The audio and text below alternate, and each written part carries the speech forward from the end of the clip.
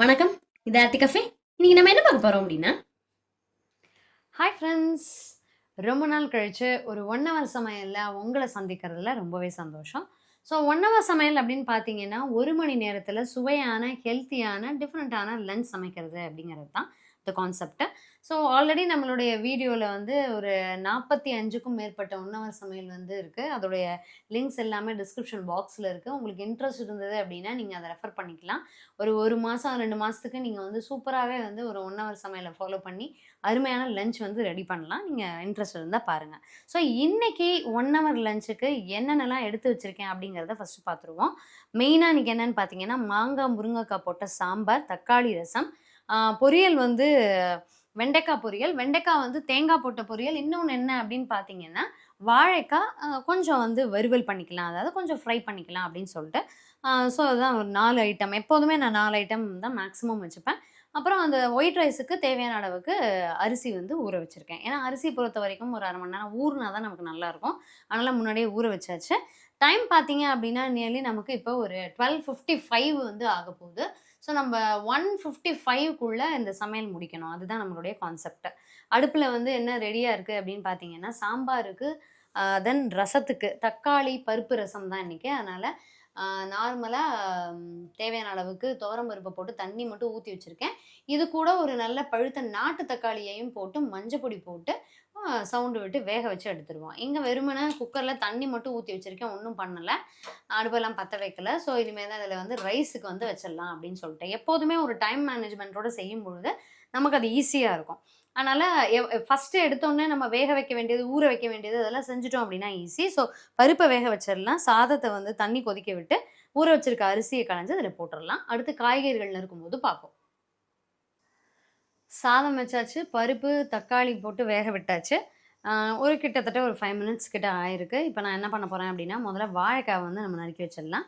ஏன்னா, வாழைக்காய் தான் நம்ம ஃப்ரை பண்ண போறோம். ஸோ ஒரு ஒரு பக்கம் அடுப்புல அத போட்டோம் அப்டின்னா, அது பாட்டுக்கு ரெடி ஆயிட்டுருக்கும்.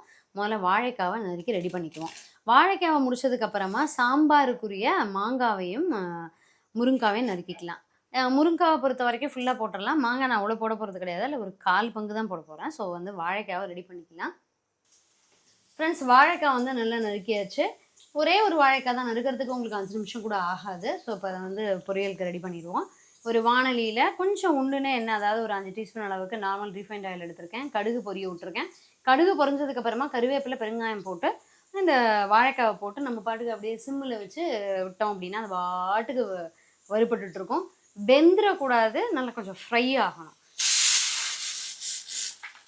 சாதம் ஓகே. இப்போ வந்து இதில பெருங்காயத்த போட்டுருவோம். கருவேப்பிலைய போட்டுறலாம். வாழைக்காவையும் போட்டுறலாம். ஸோ அப்படியே அது பாட்டுக்கு ரெடி ஆகட்டும். இப்போ அடுத்து நம்ம என்ன செய்ய போறோம் அப்படின்னா, நம்ம சாம்பாருக்கு தேவையான மாங்காய், முருங்கக்காய், அதுக்கப்புறம் வந்து வெண்டைக்காவ ஃபைனலா நறுக்கிக்கலாம். என்ன காரணம்னா, கொழகொழப்பு தன்மை இருக்கும். அதே மாதிரி இன்னொன்னு, நீங்க வெண்டைக்காவ எப்பொழுதுமே சமைக்கிறதுக்கு ஒரு 1/2 மணி நேரம் இல்ல 1 மணி நேரத்துக்கு முன்னாடியே வாஷ் பண்ணி வடிகட்டிங்கன்னா மட்டும் தான் நமக்கு வந்து நறுக்கிறதுக்கு ஈஸியா இருக்கும். இல்ல அப்படின்னா கொழகொழப்பு அப்படியே வந்துகிட்டே இருக்கும். நமக்கு அது ரொம்ப ரிஸ்க்கு. ஸோ அதனால அத வந்து முன்னாடியே கொஞ்சம் வாஷ் பண்ணி வடிய விட்டுருங்க. இப்போ இது 2யும் நறுக்க ஆரம்பிச்சிடலாம். சாம்பாருக்கு பார்த்தீங்கன்னா, முருங்கக்காய், மாங்காய், தக்காளி எல்லாம் நறுக்கி ரெடியா எடுத்து வச்சிருக்கேன். ஏன்னா பருப்பு இன்னும் வந்து ப்ரெஷர் போகல. அது போனதுக்கு அப்புறம் தான் நம்ம வந்து ரசத்துக்குரிய பருப்பு தண்ணியையும், உள்ள போட்டிருக்க அந்த வெந்த தக்காளியும் எடுத்துக்கணும். ரசத்துக்கு அந்த உள்ள இருக்க வெந்த தக்காளி பிளஸ் இந்த பெங்களூர் தக்காளிய நல்லா பொடி பொடியா நறுக்கியிருக்கேன். அது கூடவே வந்து கொஞ்சம் பச்சை மிளகாவையும் நறுக்கிக்கலாம். இது வந்து ரொம்ப காரமே இல்லாத மிளகா. அதனால தான் நான் அத வந்து சூஸ் பண்ணியிருக்கேன். ஒண்ணுமே இது வந்து நீங்க காரம் பெருசா இல்ல. அதோட டேஸ்ட்டும் வந்து நமக்கு குடை மிளகா டேஸ்ட் தான் இருக்குல்ல. அந்த பஜ்ஜி மிளகா டேஸ்ட் அப்படிதான் இருக்கு.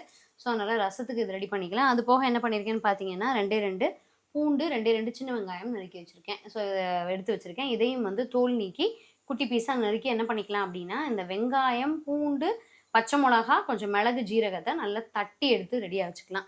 இங்க வாழைக்காய் பொரியல் மேக்ஸிமம் வந்து முடிஞ்சது. ஏன்னா ஒரே ஒரு வாழைக்காய் தான் போட்டிருக்கேன்.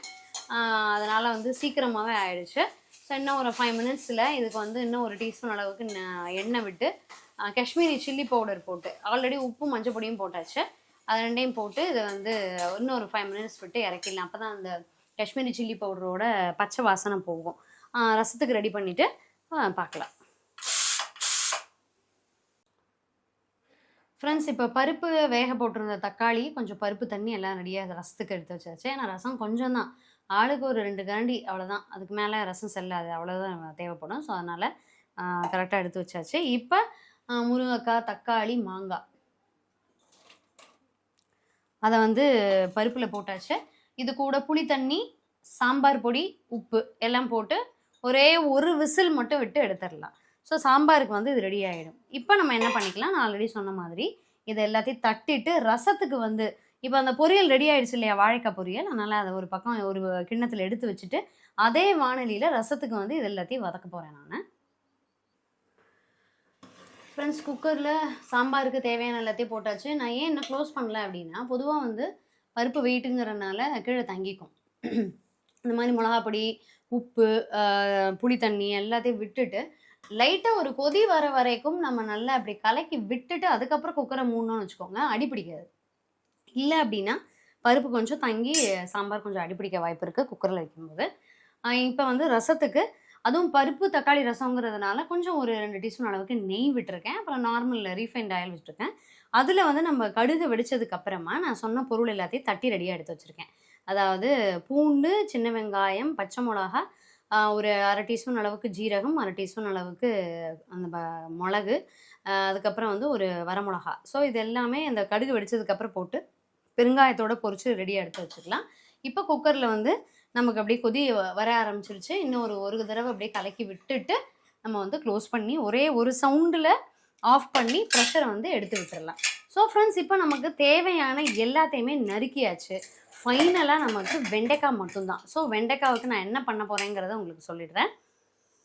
இந்த தக்காளிக்குரிய இதை எடுத்ததுக்கப்புறமா இதை ஒரு தடவை வாஷ் பண்ணிவிட்டு இதை வந்து கொஞ்சம் லைட்டாக அடுப்பில் வந்து காமிச்சு இதை வந்து கொஞ்சம் ட்ரை பண்ணிக்கணும். ஏன்னா அந்த கத்தியும் நம்ம நறுக்கக்கூடிய அந்த காய்கறி மனையும் கொஞ்சம் ட்ரையாக இருந்தால் மட்டும்தான் அந்த வெண்டைக்காவை நறுக்கிறது ஈஸி. இதெல்லாம் ஈஸி மெத்தட்ஸு, ஒரு டிப்ஸுன்னு வச்சுக்கோங்களேன். புதுசாக பார்க்குறவங்களுக்கு கொஞ்சம் யூஸ்ஃபுல்லாக இருக்கும். அப்போ அந்த மாதிரி நம்ம ட்ரையாக வெண்டைக்காய் வச்சுருந்தோம் அப்படின்னா ஈஸியாக வதங்கவும் செய்யும், சீக்கிரம் நமக்கு ஹேண்டில் பண்ணுறதும் ஈஸியாக இருக்கும். இல்லாட்டி அப்படியே ஃபுல்லாக கோத்துட்டு ஜவு மாதிரி வந்துகிட்டே இருக்கும். அதை பார்க்கும்போதே நமக்கு அச்சோ சாப்பிட்றதுக்கு கொஞ்சம் ஒரு மாதிரி இருக்கும். ஸோ அதனால தான் சொல்கிறேன். ஸோ அதை எடுத்துகிட்டு நம்ம பார்க்கலாம். ஃப்ரெண்ட்ஸ், மணம் வந்து நல்லா ட்ரை ஆக்கி வச்சுருக்கேன். அதே மாதிரி எல்லாம் வெண்டைக்காவும் சூப்பராக வந்து ட்ரை ஆகிடுச்சு வடிய விட்டதில்.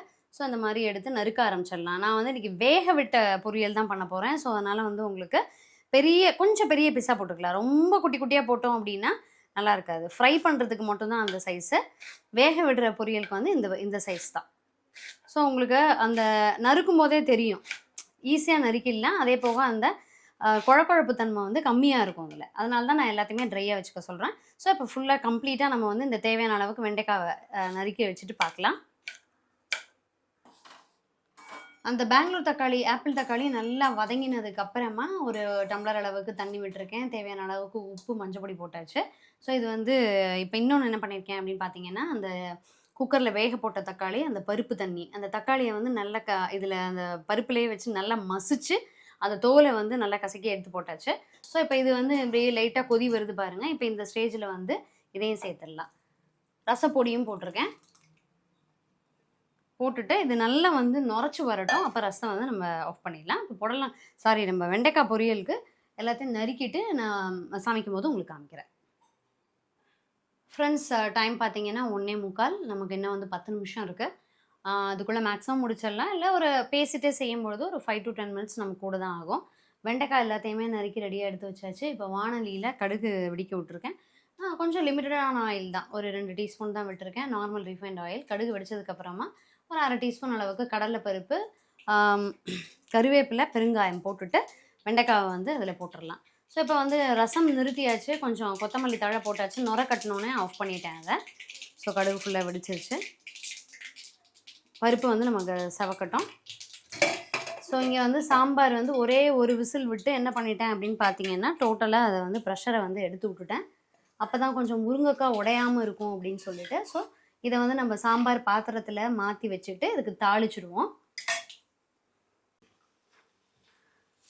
ஃப்ரெண்ட்ஸ், வெண்டைக்காவை போட்டு ஒரு 2 நிமிஷம் எண்ணெயில் கொஞ்சம் ஒரு பரட்டினதுக்கு அப்புறமா உப்பு போட்டுக்கலாம். உப்பு போட்டுட்டு நீங்கள் நார்மல் தண்ணி விட்டீங்க அப்படின்னா குழக்குழப்பு வந்து ஜாஸ்தியாகும். இப்போ வேக விட்ட பொரியல், தேங்காய் போட்ட பொரியல். ஸோ அதனால் ஃபஸ்ட்டு நம்ம என்ன பண்ணிக்கணும் அப்படின்னா லைட்டாக புளித்தண்ணி விட்டு இதில் லைட்டாக வேக வச்சுக்கலாம். அதாவது கொஞ்சம் லைட்டாக, ரொம்ப ஜாஸ்தியான புளி இல்லாமல் கொஞ்சமாக கரைச்சி, நம்ம சாம்பாருக்கு ரசத்துக்கெல்லாம் கரைப்போம் இல்லையா, அந்த புளியிலேயே லைட்டாக ஒரு 2 கை நீர்க்க தளிச்சுட்டு இதை வந்து இடையில மூடி விட்டு வேக விடுவோம். இப்போ பார்த்தோன்னே தண்ணி இப்படி லைட்டாக தண்ணி வந்தோடனே அப்படியே வருது பாருங்கள் அந்த பிசுபிசுப்பு.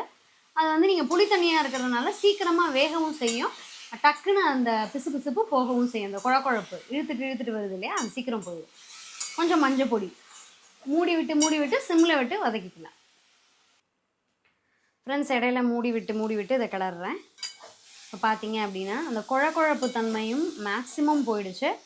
வெண்டைக்காவுடைய கலரும் சேஞ்ச் ஆகிடுச்சு. அதாவது நல்ல அந்த பசுமையான நிறத்தோடு அந்த பொரியல் ரெடி ஆகும். ஏன்னா மூடி வச்சு வதக்கும் போது அது ஒரு ப்ளஸ். நமக்கு ஆயில் கம்மியாக போட்டு அதை வந்து வதக்காமல் இந்த மாதிரி வேக விட்டு எடுக்கும்போது நமக்கு அந்த காய்கறியோட அந்த கலரும் நல்லா கிடைக்கும். ஸோ இப்போ பார்த்தீங்கன்னாலே தெரியும் அந்த குழக்குழப்பு தன்மை மேக்ஸிமம் விட்டாச்சு. இன்னும் ஒரு 5 மினிட்ஸில் இது கூட தேங்காய் போட்டு இறக்கிடலாம். ஸோ நமக்கு அந்த டைம் பார்த்தீங்க அப்படின்னா கரெக்டாக இருக்கும். ஏற்கனவே சொன்ன மாதிரி பேசிட்டே செய்யும்பொழுது ஒரு 5-10 நிமிஷம் முன்ன பின்ன தான் ஆகும். ஸோ இன்னும் 5 மினிட்ஸில் நம்ம முடிச்சிடலாம். இப்போ அந்த தேங்காய் வந்து ரெடி பண்ணிவிடுவோம். நான் எப்பொழுதுமே வந்து தேங்காய் துருவுறதை விட இந்த மாதிரி தேங்காவை கீனி மிக்ஸி ஜாரில் போட்டு ஒரு ஓட்டி எடுத்துருவேன். ஸோ தேங்காய் கீண்டுறதுக்கு நமக்கு இப்போ நிறையா, நான் வந்து இந்த கரண்டி யூஸ் பண்ணுறேன். நிறைய இப்போ வந்து கீண்டுறதுக்கே பாத்திர கடையில் பார்த்தீங்கன்னா நமக்கு கிடைக்கிது. தேங்காய் கீண்டுறதுக்கு அப்படின்னு கேட்டிங்கன்னா அவங்களே தருவாங்க. ஸோ அந்த மாதிரி எடுத்து மிக்ஸி ஜாரில் போட்டு அதை நம்ம ஒரு விப்பரில் ஒரே ஒரு 2 சுற்று எடுத்திங்கன்னா நமக்கு துருவல் கிடச்சிரும். ஃப்ரெண்ட்ஸ், வெண்டைக்காய் பொரியலுக்கு காரத்துக்கு வரமிளகாய் பொடி போட்டு பச்சை வாசனை போக இன்னொருக்கா மூடி வச்சு வதக்கியாச்சு. தேங்காய் துருவல் ரெடி ஆகிடுச்சு. இப்போ இதை வந்து நம்ம அதில் சேர்த்து ஒரு 2 மினிட்ஸ் அவ்வளோதான். அந்த இப்போ உடனே சாப்பிட போகிறோம், அதனால் ஒரு 2 நிமிஷம் மட்டும் அது அப்படியே இருக்கட்டும்.